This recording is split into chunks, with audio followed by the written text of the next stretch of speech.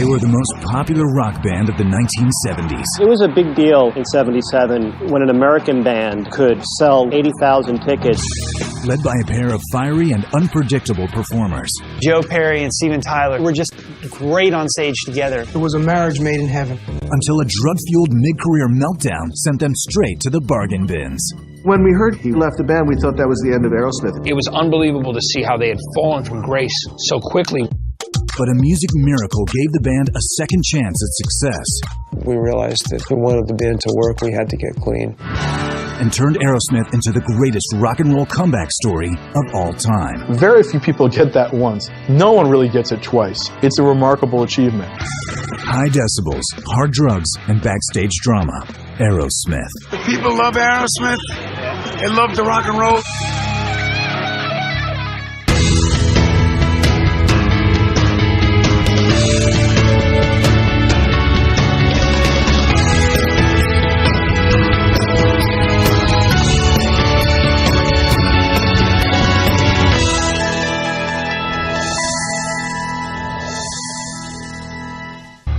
In 1979, Aerosmith was the biggest rock act in the country, but their soaring career was about to come crashing down to earth in a single night in Cleveland. Aerosmith's success had been built upon the creative but volatile partnership between frontman Steven Tyler and lead guitarist Joe Perry. But now that partnership was breaking down.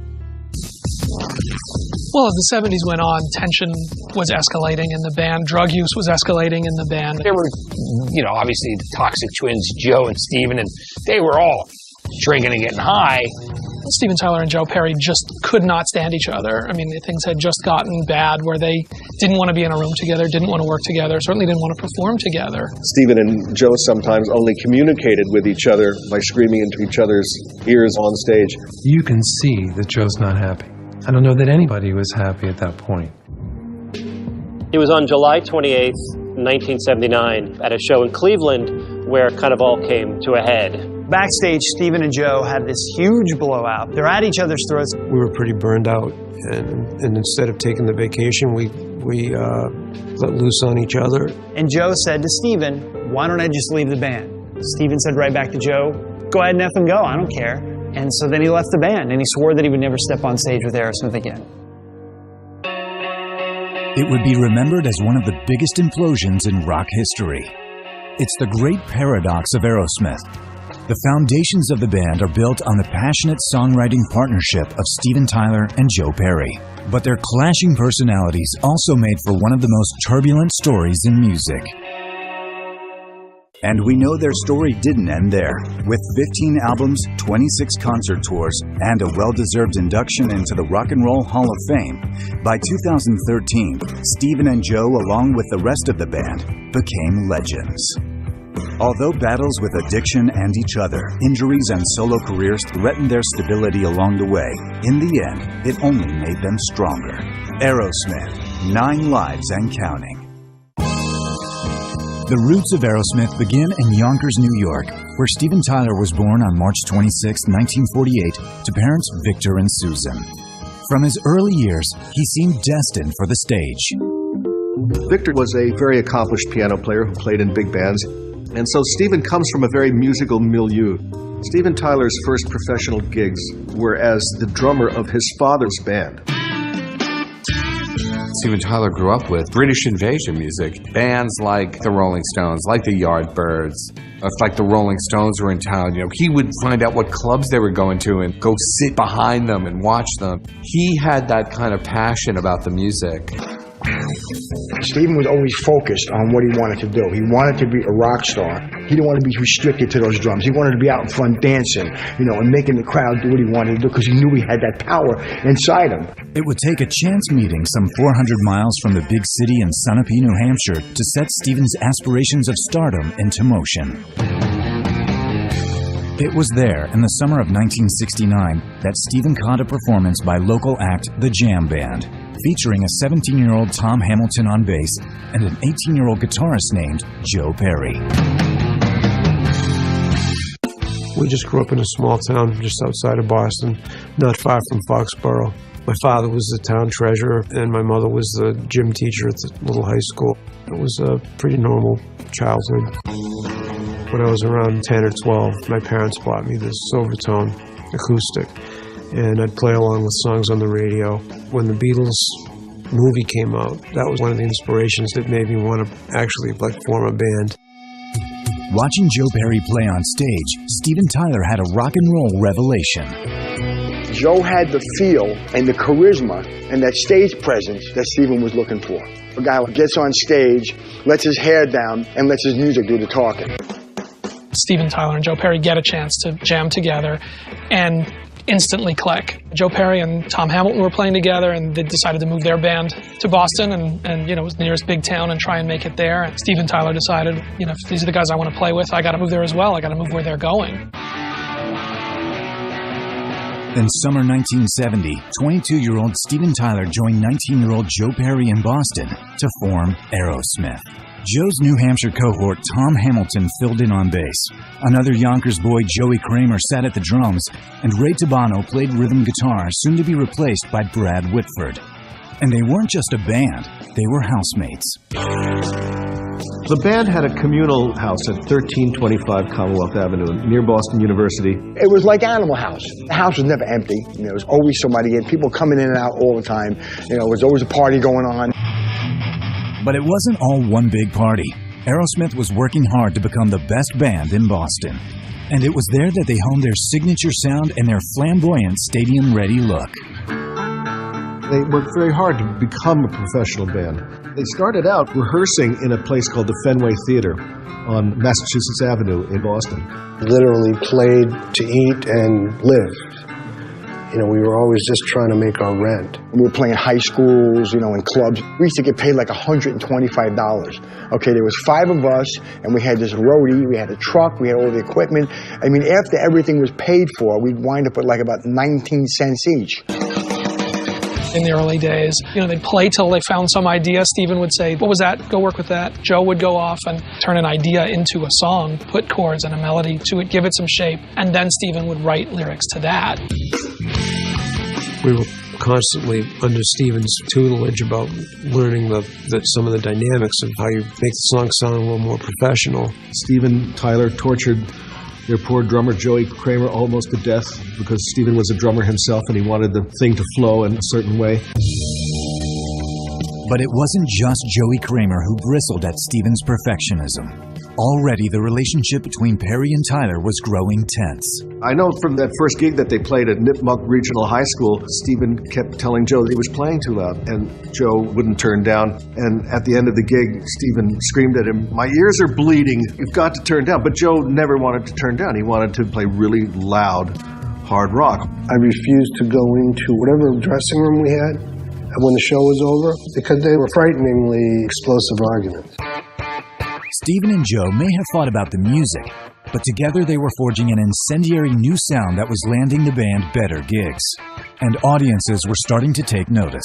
They just started touring and playing everywhere they could and started building up a regional following in New England by taking to the road in a van and playing everywhere that would have them. Aerosmith was gaining this great reputation for having this really dynamic, energetic live show. In spring of 1972, Aerosmith even attracted the attention of a hotshot New York City management team, Stephen Leber and David Krebs, who'd made a name for themselves handling glam rock band the New York Dolls. They were determined to get Aerosmith a major label deal. Leber and Krebs knew that they needed to showcase Aerosmith live in New York City. It's not something that's going to come across bringing in a demo tape. They had to get them on a stage in front of people. And Max's Kansas City was, the hottest place, really the epicenter of New York rock and roll. That was a big deal for us. Because we're basically a Boston, New England band. No one knew us outside of that neighborhood. But the prospect of playing in front of the most powerful men in the music business was daunting. This was their shot. They were coming to New York City. They were playing the biggest club in town. Clive Davis, who was running Columbia Records, the top executive in town, was there. If you don't have it that night, you're driving back to Boston. The pressure was on, but Aerosmith did not disappoint. Aerosmith got up on stage, they played their set, and they delivered, and they showed what they were capable of. Clive was impressed enough to take us aside and put his arm around Steven's shoulder and said, "You're going to be a big star." These were the words that Steven Tyler had been aching to hear his entire life. Clive Davis probably saw what we saw, like an American Stones or an American Zeppelin. But I think really people were just looking for a great American rock band, and they found one in Aerosmith. By the summer of 1972, the band that had been scraping by on $125 a gig was signed to Columbia Records for a then astonishing sum of $125,000. But if Aerosmith thought that a recording contract would mean instant success, they were wrong.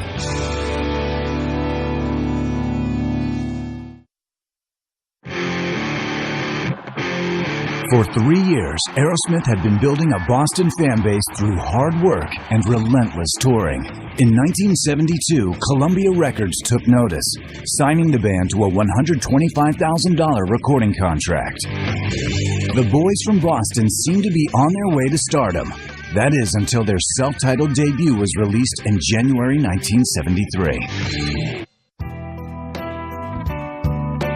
Aerosmith's first album came out and did nothing. No one played it. The single was Dream On, didn't get played on the radio. The record didn't get reviewed in Rolling Stone. You would think that a debut album that has Dream On it would be the instant entree to rock superstardom. It wasn't. It was kind of a lukewarm reception initially. To make matters worse, Aerosmith faced stiff competition from another debut artist. The same week that Aerosmith's first album came out, Columbia Records also released a first album by a rock musician named Springsteen. For every dollar that they spent on promoting Aerosmith, they spent $100 promoting Bruce Springsteen. Without any support from the label, the album didn't really do much at all. The few critics who were paying attention compared the band to their rock idols, and they didn't mean it as a compliment. Aerosmith was compared to the Rolling Stones, and not favorably. Steven looked a little bit like Mick. Joe looked a little bit like Keith Richards. That's the God-given body and face they have. What are they supposed to do about it, you know? So it was just one of those things that, you know, the writers could latch on to and kicked us around for a long time. The album was a commercial disaster, selling a scant 30,000 copies, and Columbia Records was reluctant to release a second Aerosmith album. Clive Davis, who was at Columbia at the time, wasn't going to do it. He calls him up, he says, "We're not going to put the second record out." David Krebs, the band's manager, called up Columbia and said, "Just give us a little more time. We can build an audience on our own." Aerosmith's management sent them on a grassroots tour that crisscrossed the nation. It was a last-ditch effort to sell the band directly to fans. And they decided, we're going to take the slow, long route and try to build up an audience. They took it to the road, and they went face-to-face with the fans, and they earned their respect, one show at a time. Well, we played every place and every night that we could. And I remember many times playing 2 shows a day, like playing like at a college outdoor festival in the afternoon and then playing a club that night. The 1973 tour was exhausting, but it was paying off. Aerosmith's relentless show schedule was slowly earning them a fan base across the country. The chemistry between Steven Tyler and Joe Perry was what was compelling people to come see these guys, to go back and tell their friends, next time you got to come with me to see these guys. They were known for putting on a good show. I mean, Aerosmith were road warriors. They were a live band. They had swagger. They had soul. Their loud, lusty hard rock especially struck a nerve with a specific group of rock fans. They had this fan base growing, and they really played toward this working-class teenage crowd. After a year of constant touring, Aerosmith was earning the audience their record label could not reach. Columbia relented and gave the band their second album. But would a new fan base translate into album sales? In 1974, the band released its sophomore effort, Get Your Wings.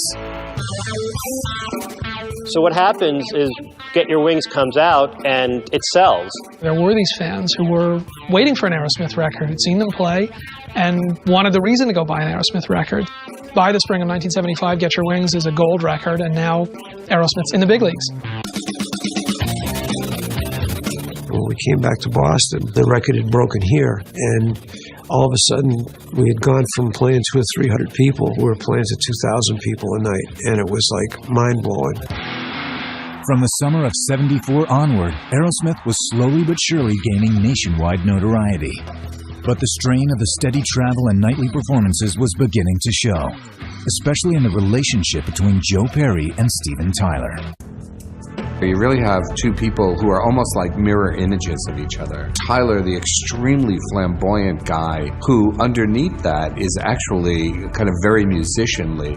And you have Joe Perry, on the other hand, who's kind of quieter, much more soft-spoken, but who inside is this kind of like wild rock and roll guy.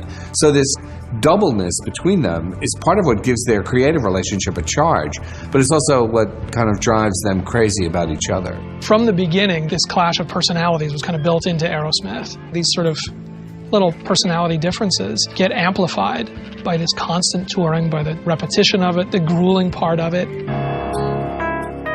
Also fueling the tension was Joe Perry's new girlfriend. Around this time, Joe Perry started seeing a woman named Alyssa Jarrett. She became very influential in the Aerosmith story because she had a lot of influence over Joe. She was always to be seen at the side of the stage, very close to where he stood.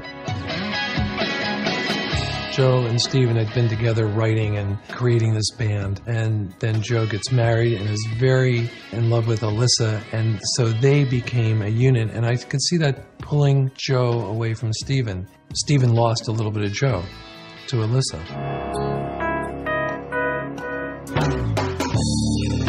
As Aerosmith's career took off, infighting began to poison everything they'd achieved. But it wouldn't be the only toxic element to threaten Aerosmith.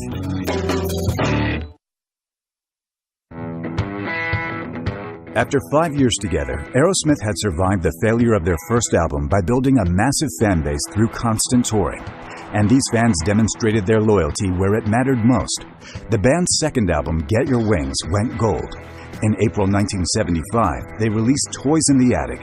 Propelled by the now classic single Sweet Emotion, the album sold over 5 million copies.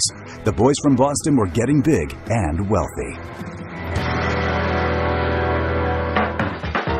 They were starting to appear on TV. They were starting to move out of clubs and theaters into hockey rinks and basketball arenas, and it was starting to get really big. It was a big deal in '77 when an American band could sell 80,000 tickets at a place like the Silverdome in Michigan. There were not a lot of American bands doing it at the time. It was mostly British bands. So this was a huge deal for an American artist. Suddenly you're living in better conditions. You're staying in better hotels, buy nicer guitars, buy your own car. Life's good. I did a spread for Cream magazines called Star Scars, and Joe and Joey had Corvettes and Steven. That wasn't his thing. He did have an airplane, though. We used to have a ritual that we'd get paid in the smallest bills we could, and then we'd throw it all up in the air and just kind of wallow in it a little bit. And it went from being $300 to $3,000, and that ritual went on for quite a while until it started to be too much money to carry around. You know, we would have needed an armored truck. But as fast as it came in, it went out too. Middle-class boys of Aerosmith could now afford all the luxuries of the rock star lifestyle, and its vices as well. Throughout their rapid ascent in the 70s, Aerosmith was just surrounded by drugs, and drugs had always been associated with the band. Everybody knew about it. One of Steven Tyler's classic trademarks is the scarf-draped microphone. And what most people don't know was that the scarves had a function that was beyond merely decorative. There were little pockets sewn in the bottom of them, and Steven kept drugs in the pockets of these scarves. It got out of hand. And this is when somebody in some media dubbed Steven Tyler and Joe Perry the Toxic Twins.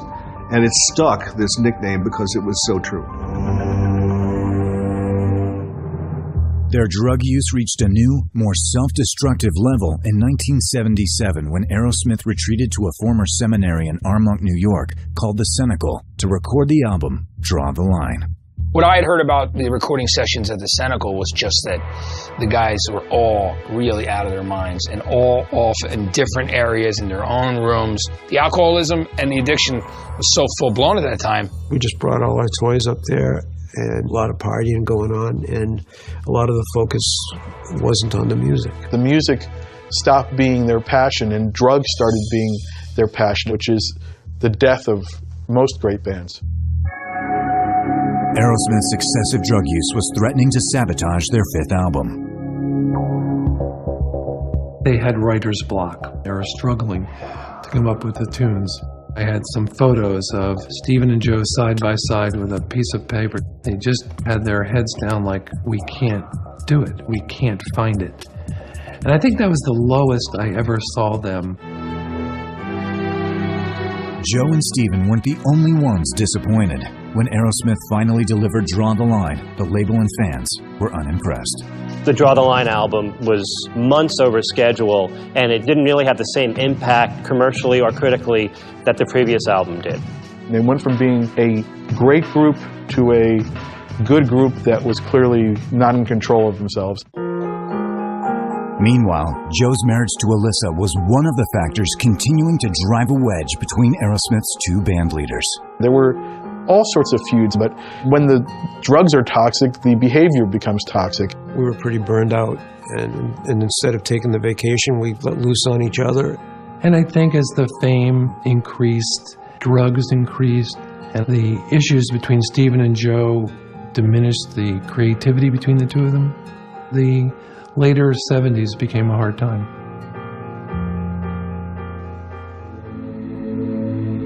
Infighting and substance abuse were driving Aerosmith apart. Then, at a July 1979 concert, the band reached a crisis point. It's July 1979. Aerosmith is in Cleveland. No one's getting along very well. People were grouchy. Everyone said the gig sucked. Backstage, after this gig, Joe's wife, Alyssa, got into it with Tom Hamilton's wife, Terry, and some milk was thrown.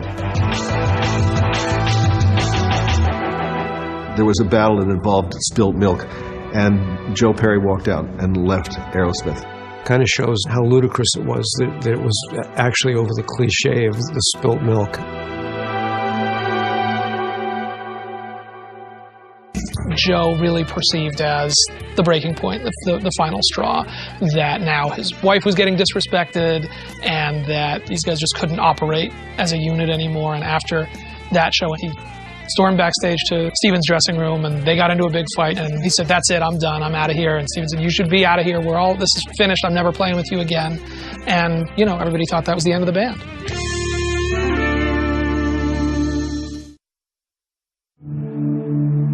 Over nearly a decade, Aerosmith had risen from a scrappy Boston band to one of the hardest touring and most successful rock acts in America. But uncontrolled drug and alcohol abuse was destroying all they'd worked so hard to achieve. Then, on July 28, 1979, mounting friction with lead singer Steven Tyler led Joe Perry to quit Aerosmith, leaving fans and bandmates to wonder if the group could survive. When we heard Joe Perry left the band, we thought that was the end of Aerosmith. It's just not Aerosmith without Joe Perry. People figured that the band would fall apart, but it didn't happen that way. Surprising everyone, Aerosmith decided to carry on. Joe Perry was replaced with guitarist Jimmy Crespo in October 1979, but the magic was lost, and the fans were resistant. People down front would be looking up at Steven Tyler and going, "Where's Joe?" And Steven Tyler got tired of this pretty quickly. I didn't know that we could do it without Joe. Certainly didn't feel like we could do it. Joe Perry leaving the band, for me, that was like, wait a minute, you gotta have Joe Perry in the band. It's like not having Steven in the band. It's just, to me, it wasn't Aerosmith. The band that ended the 70s selling out 80,000-seat arenas seemed lost in the world of 80s rock. They had slumped down to just playing the Orpheum Theater, which is 2,800 capacity, which is a long way from Boston Garden, 18,000, and the stadiums that they played. It was unbelievable to see how they had fallen from grace so quickly within a few years. Steven was, I think, always sort of lost without Joe. I just saw him as suffering without that relationship. Even without his toxic twin, Steven Tyler continued his heavy drug use. They played a gig on a horrible night up in Portland. I think about 4 songs in, Steven was down on the stage. He fell down right in front of me. I wasn't sure if he was alive. It was gut-wrenching. And then Joe Baptista, the stage manager, came out and lifted Steven up with his arms and carried him off stage. Things had just gotten bad. In 1980, Steven Tyler's on his motorcycle and he's wasted and the bike skids out of control. Trying to stop it, he rips up his heel, tears his foot up, and he's not able to perform. And being off of work for those 6 or 8 months just becomes the excuse to go deeper into the addiction and the abuse. While Aerosmith was breaking down, Joe Perry had struck out on his own. In March 1980, his new band, the Joe Perry Project, released their debut album, Let the Music Do the Talking. It was a great rock and roll band because Joe Perry was the lead guitarist, but it wasn't successful. The Joe Perry Project still had Joe's groove, but it still needed to be him and Steven. There's something about those 5 original guys in Aerosmith. It's got to be the 5. Fans rejected Joe Perry's Aerosmith spin-off, and the steady stream of money dried up. But Joe continued to indulge himself like a high-earning rock star. Joe was heavily involved with drugs, and eventually, as happens with drug addicts, you start to lose parts of your life. Joe Perry was creatively and commercially bankrupt. He began taking stock of his own life. By 1982, he had left his wife, Alyssa. I had to get out of that relationship. I knew it was killing me. Once I walked out the door, I just felt so free. That was the start of getting a whole new perspective on things. Joe started dating a young fashion model named Billy Montgomery. Their relationship blossomed. Surprisingly, Billy knew little about Joe's illustrious past. She was part of the punk underground scene in Boston, but she didn't know anything about Aerosmith. And we were driving along in the car one day, and Back in the Saddle came on. And I said, "That's my guitar right there." And she said, "No, you're kidding me." So I turned the radio up and I said, "That's my band." So it was pretty easy for her to say, "Why don't you get back with these guys?" To me, it just made sense. I mean, you played with them before, try it. If it doesn't work, it doesn't work. What do you have to lose? Billy wasn't the only one pondering an Aerosmith reunion. The Joe Perry Project's manager was reaching the same conclusion. So we played a gig in Boston, and after the gig, Joe had a friend, local disc jockey, Mark Parenteau, and he invited us back to his house to hang out. And Joe is passed out, so Mark starts playing all the old Aerosmith records. And I got excited. I started to feel the music. And Mark looks at me and he said, "Tim, you have brothers, right?" I said, "Yeah." And he said, "You fight with your brothers?" I said, "Of course." He says, "But you still love your brothers?" I said, "Of course. Do anything for them." And he says, "Joe and Steven are brothers." It was at that moment that I knew it was meant to be. In early 1984, Tim arranged a lunch in New York City between Joe and Steven. The lunch was a little bit of reminiscing, a lot of complaining, and then at one point I said, "Guys, let's talk about the future and let go of the past." Steven looks at me and says, "He's right.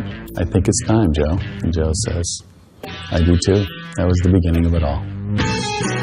More discussions followed, and gradually the rift between the old rock and roll allies was healed. Joe Perry and Steven Tyler are smart enough to know that they were meant to be together. The truth is, as great as Joe is, he's greater when Steven's out there in front of him, and Steven is much, much better when Joe is behind him. Once we helped Steven and Joe make up, getting the other guys, it was pretty easy because the energy had started and they did not want to miss the train. They decided to give it a shot, and I think that Steven's ego and just how his passion for rock and roll meant he wanted it back. He knew what they had lost, and he wanted it back badly enough. The first band rehearsal happened in Glen Ellen Country Club. We were all kind of nervous. Steven and I were excited to have the band back, all of us together under one roof, and it was like starting over. It was really a lot of fun. I saw Joe that day as he went off to the rehearsal. For the first time since I met him, he had a smile on his face. And for the first time, I could see his eyes. The magic was there. He was back. He was Joe Perry from Aerosmith. In May of 1984, Aerosmith regrouped under the guidance of new manager Tim Collins. All the original members took the stage together for the first time in 5 years on the aptly named Back in the Saddle tour. The band was on the comeback trail, but it wouldn't be rock and roll that reignited their career. It would be hip-hop. After 5 years as one of the world's top-selling rock acts, Aerosmith had suffered a major setback. In 1979, as differences with frontman Steven Tyler mounted, lead guitarist Joe Perry abruptly left the band. The band languished for 5 years before Perry returned to the fold. They went out and did a reunion tour, and they were still messed up, but they kept their act together enough to at least get out there on stage and deliver the hits. It only sort of reintroduced them, but it didn't really help them. To make their comeback complete, Aerosmith needed a hit, but the 1985 album Done with Mirrors was a creative and commercial disaster. Done with Mirrors died a very quick death, actually. I remember Aerosmith always did something splashy with the Boston media for any album opening. And this time they had a night, literally, at the castle on the North Shore. A beautiful, sumptuous kind of evening. And then they brought everybody into a side room. It was a listening party for the new album. And the whole room just went like catatonic, because that was a terrible record. And everybody's looking at each other like, is this the Aerosmith record, or is this some bad Motley Crue outtakes? Or, I mean, what is this? So we could quickly surmise that was not going to go anywhere. What went wrong with Done with Mirrors is that Aerosmith was out of touch. They had been using drugs, they had been out of the world. They weren't in the mainstream of life when they did that record. It only sold 320,000 copies, which for Aerosmith was nothing. But Aerosmith's comeback wasn't faltering just because of one failed album. When Aerosmith got back together, the music world had completely transformed. You'd had all of these kind of very colorful pop groups from England making colorful videos. It was so important in that era to have a video out there. When MTV got behind a video in that period of time, 9 out of 10 times, that artist would go platinum at least. That's how powerful music videos were. Without MTV exposure, any new Aerosmith release would be destined for the bargain bins. The band didn't just need a hit, they needed a music video miracle. In 1986, help came from a most unlikely place. Run DMC were a rap trio from Hollis, Queens. Rick Rubin, the producer, was helping them by helping them pull pieces of rock and roll into the hip-hop world. Nobody had done that before. Run DMC had been fans of Aerosmith for years. They just didn't know it. We was in a studio, and we was like, yo, we need another rock song. So I was like, yo, Jay, I always loved Toys in the Attic. Yo, this loop that, we just gonna sample it. Rick Rubin walks in. And Rick Rubin sees me and Jay in the studio, and he hears the record, and he goes, yo, guys, do y'all know what that is? And me and Jay turn to Rick, and we're like, yeah, that's Toys in the Attic. He's like, nah, man, the name of that song is Walk This Way. The group is Aerosmith.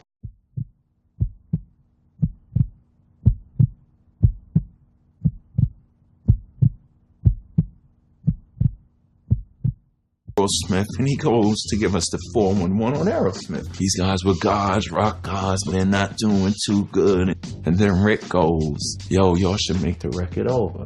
But at the time, covering a classic rock song was unthinkable for a young hip-hop act. We had never heard the lyrics. So we go in the basement, we put the record on the turntable, and we let it play. We got on the phone, yelled, crying, this is hillbilly gibberish. We are not doing this. We'll never do this. But producer Rick Rubin convinced Run DMC to give it a shot, and then he upped the ante. The rappers would do more than remake Walk This Way.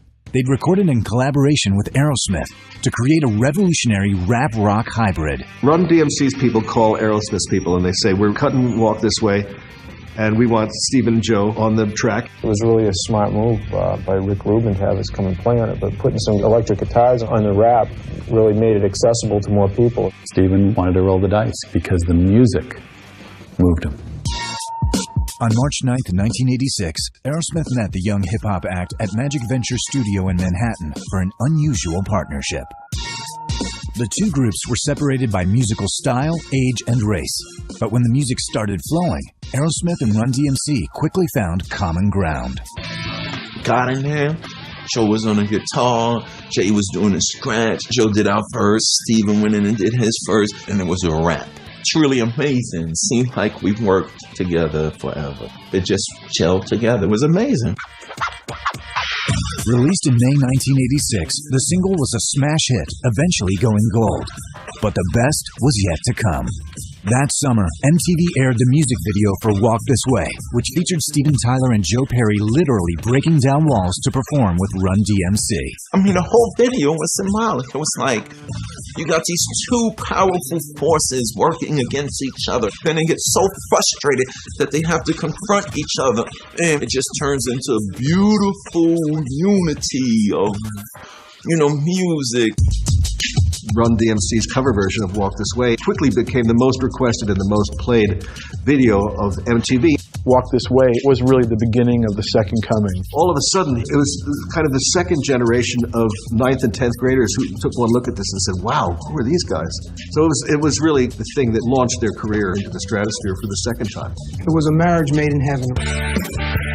Recharged by rap, the new version of Walk This Way hit number 4 on the Billboard Top 100, outperforming even the original version of the song. And for the first time in 10 years, Aerosmith was back in the top 40. At this point, Aerosmith were relevant again in pop culture. I mean, they were a credible band again, but they still had the same problems. The drugs that got completely crazy, totally out of control. In fact, I had to hire people to keep the drug dealers and all of the old friends who would be coming around just for bragging rights. So we had to just surround them with this army of security to keep them, basically to keep them alive. It was pretty wild. And Tim committed to writing the Aerosmith ship. I called them the snowplow. The band is sort of in back of him, and he's pushing away all the dope dealers that they have. It was an issue because they had a connection in every city. Tim's efforts to curb the band's still heavy drug use were successful, at least to begin with. One night in Springfield, Illinois, a drug dealer slipped through his defenses. And at one gig, it was Illinois, Steven got high before the show, and Steven slipped, fell off the stage. Steven did a little too much of something that made him a little woozy on stage. He fell off the stage, and there was just pandemonium in the hall. And what happened next was I heard the paramedics say, "I think he's dead." And it was at that point that I went, I got to get a real expert to straighten this situation out. Manager Collins knew he had to keep Steven Tyler away from drugs at all costs. I did my own research on sobriety, and I got connected to this incredible man in New York, Dr. Lou Cox, and his specialty was interventions. Lou told me if they're hanging around with drug addicts, they're going to go back into the drugs. So I look him in the eye and I say, "You're trying to tell me that everybody's got to get sober?" And he goes, "That's what I'm telling you." But that meant winning the support of another of Aerosmith's most conspicuous drug abusers. I sat down with Joe, and I said, "Joe, if you and I don't get sober, there's not a prayer that Steven's going to do it." Talked about it for a while, and but I knew that something had to change. But my wife Billy was pregnant and closing in on the 9 months, and I said, "All right, I'll go away after my son is born because I want to be there for when he's born." Joe was ready. He got some help. So that down, I had a partner again. It was Joe and I, and that's where it had all started for me. After a decade of drug abuse, Joe Perry agreed to get clean. With his help, Tim Collins went about the arduous task of making the rest of Aerosmith drug-free, starting with Steven Tyler. I call up Steven, and I say, "Steven, I need you in my office tomorrow morning at 7 a.m. The band told him to show up early one morning to be interviewed by the BBC for an upcoming English tour. And Steven gets there at 7 o'clock in the morning, and the rest of the band is there, and they've all got these legal-sized pads of paper in front of them. On the pads were written all the stuff that they didn't like about Steven. And they went around the table, and he realized that this was going to be an intervention, and he completely freaked out. Most interventions take about an hour and a half, 2 hours tops. This one lasted about 10 hours, back and forth. It was so intense. He was like, "What, me? You're all just as bad as I am. Why should I be singled out?" And it took hours and hours and hours, and eventually he came around and he said, "All right, I'll go to rehab. I'll go tomorrow." And they'll go, no, Steven. We've got a bag packed for you. There's a plane waiting that's taking you off to rehab. Beleaguered and broken down, Steven Tyler flew to a rehabilitation center in Pennsylvania, where he would endure a grueling 45-day detoxification process. He emerged drug-free and determined to push his bandmates into rehab as well. After Steven went to treatment, I knew the other guys would follow suit. Tim Collins convinced them at the end of the day that they all had to be sober. I knew they didn't have a choice. If they were going to be in Aerosmith, there's no way that Steven Tyler was going to let them stay in the band if they didn't follow suit. It's just the way the dynamics of the band worked. The remaining members, Tom Hamilton, Brad Whitford, and Joey Kramer, soon followed Steven's lead. And for the first time in their 16-year career, the Bad Boys from Boston were drug-free. Hey, this is Joe Perry. And Steven Tyler from Aerosmith. Clean and sober, they cranked out the album Permanent Vacation in the summer of 1987. Boasting hit singles like Angel and Dude Looks Like a Lady, it was a critical and commercial smash. They had it back with Permanent Vacation. That was a record where it all was right again. And all of a sudden, wow, the magic is back. My initial reaction to Permanent Vacation was that here's a band revitalized. I mean, they sounded fresh. They sounded like they were enjoying themselves again. Not only did they make a great new record, but they were performing at the top of their game, better than they had ever played live. Steven was doing backflips on the stage. It was incredible to watch. Aerosmith followed the success of Permanent Vacation with 1989's Pump, which delivered the hits What It Takes and Jamie's Got a Gun. Get a Grip arrived in 1993 with still more successful singles like Crazy, Crying, and Amazing. Together, these three albums sold 19 million copies in the U.S. alone. Aerosmith's second act was overshadowing even their 70s heyday. There was no one on their level as a hard rock band who could really even touch them. In '94, they played Woodstock. In 2001, they played the Super Bowl halftime show. And they had all these really high-profile gigs. They became a band that won Grammys, that won MTV Awards. They became professional. Aerosmith was the biggest band in America in the 70s for a long period and lost the throne. And then, miraculously, somewhere in the 80s, into the 90s, they regained that mantle. Very few people get that once. No one really gets it twice. So it's a remarkable achievement. The people love Aerosmith. They love the rock and roll. And Aerosmith has continued to churn out hits. Since beating back drug addiction in 1986, the band has released 6 platinum albums. In 2005, Joe Perry released a self-titled solo work that earned critical praise and a Grammy nomination. Still higher praise came when Aerosmith joined the ranks of their music heroes in the Rock and Roll Hall of Fame. I think the Hall of Fame was the most nervous I've been in my entire life playing. I'm just looking out there at Keith Richards and Jeff Beck, and I was a mess. The fact that they're in the same place now, where the Rolling Stones are, where the Yardbirds are, in the course of rock history, you see them in the Rock and Roll Hall of Fame, they deserve to be there. Things came to a screeching halt in March 2006 when the Hall of Famers were forced to cancel the remaining shows of their Rockin' the Joint tour because Steven needed throat surgery. Then, 2 years later in February 2008, the band was introduced to a whole new generation of rockers with the release of guitar hero Aerosmith. We have little kids coming up to us all the time asking us for this song and that song that they actually have no right asking about. I mean, songs from records from 20, 30 years ago. It's amazing. Gaining new fans was never difficult for Aerosmith, but rocking out on stage, that wasn't as easy as it used to be.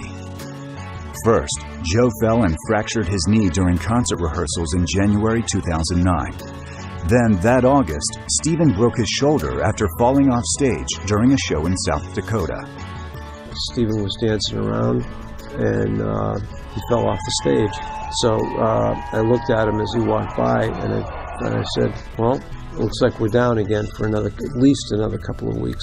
As Joe predicted, Steven's injuries forced the band to cancel the rest of their summer tour. This sparked rumors that Steven was quitting Aerosmith, which the lead singer later denied. During all the drama, a member of Aerosmith not often heard from, Joey Kramer, released his memoir, Hit Hard.